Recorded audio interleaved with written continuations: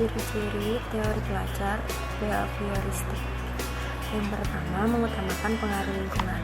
Yang kedua, hasil pembelajaran fokus pada terbentuknya perilaku yang diinginkan. Yang ketiga, mementingkan bentukan reaksi atau respon. Yang keempat, bersifat mekanistis atau dilakukan dengan mekanisme tertentu, misalnya minta maaf. Yang kelima, menganggap latihan itu adalah hal yang penting dalam proses pembelajaran. Yang keenam, mementingkan bagian-bagian elementalistik.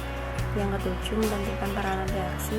Yang ke-8, mementingkan peranan kemampuan yang sudah terbentuk sebelumnya. Yang ke-9, mementingkan pembentukan kebiasaan melalui latihan atau pengulangan. Yang ke-10, mengutamakan mekanisme terbentuknya hasil belajar melalui prosedur stimulus respon. Kelebihan dan kekurangan teori belajar behavioristik. Kelebihan 1.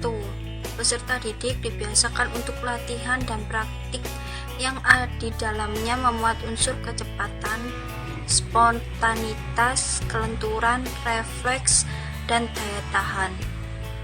2. Mampu mendorong peserta didik untuk berpikir linier dan konvergen. 3. Memudahkan peserta didik untuk mencapai suatu target tertentu dalam pembelajaran.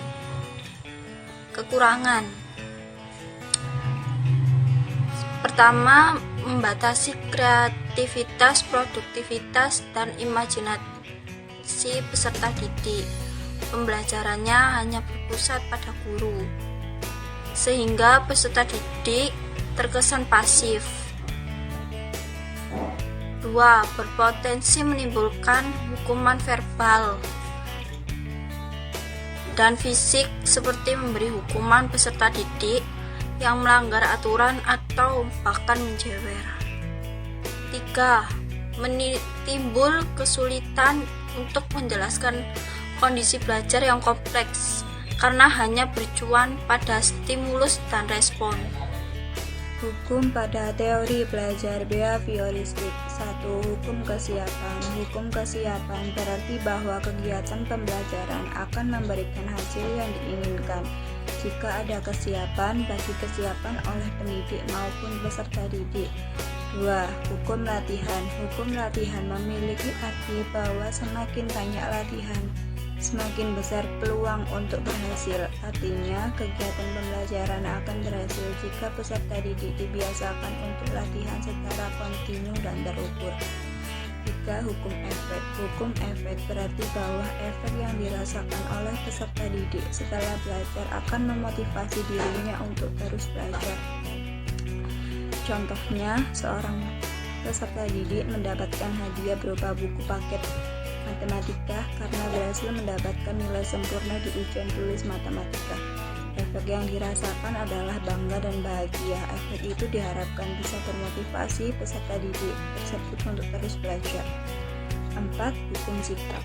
Hukum sikap berarti sikap yang terbentuk setelah melakukan pembelajaran. Perubahan sikap dipengaruhi oleh hal-hal yang ingin dapatkan selama kegiatan pembelajaran berlangsung. Prinsip teori behavioristik. 1. Apabila seseorang mampu menunjukkan perubahan perilaku, maka dikatakan sudah belajar. Artinya, kegiatan belajar yang tidak membawa perubahan perilaku tidak dianggap belajar menurut teori ini. Kedua, hal yang paling penting pada teori ini adalah stimulus dan respon karena bisa diamati. Hal-hal selain stimulus dan respon tidak dianggap penting karena tidak bisa diamati. Ketiga, adanya penguatan, yaitu hal-hal yang bisa memperkuat respon. Penguatan bisa berupa penguatan positif dan negatif. Keempat, membantu siswa mengatasi situasi-situasi yang mencemaskan atau menekan. Kelima, membantu siswa untuk mengenal perbedaan dan persamaan terhadap situasi-situasi sehingga dapat menganalisasikannya secara tepat. Sebagai contoh penerapan teori belajar behavioristik yaitu dalam menumbuh kembangkan perilaku peduli lingkungan hidup siswa yang dilaksanakan melalui observasi, wawancara, dan dokumentasi. Usaha sekolah dalam menumbuh kembangkan perilaku peduli lingkungan hidup pada siswa dilakukan dengan mengadakan program yang mendukung usaha sekolah dalam mewujudkan visi misi sekolah berupa program eco-mapping, program bank sampah sekolah, dan juga program Jumat Bersih. Program-program tersebut dilaksanakan sekolah secara terus-menerus dan sistematis agar tujuan yang diharapkan berupa perubahan perilaku serta tumbuh kembang siswa sesuai dengan harapan sekolah.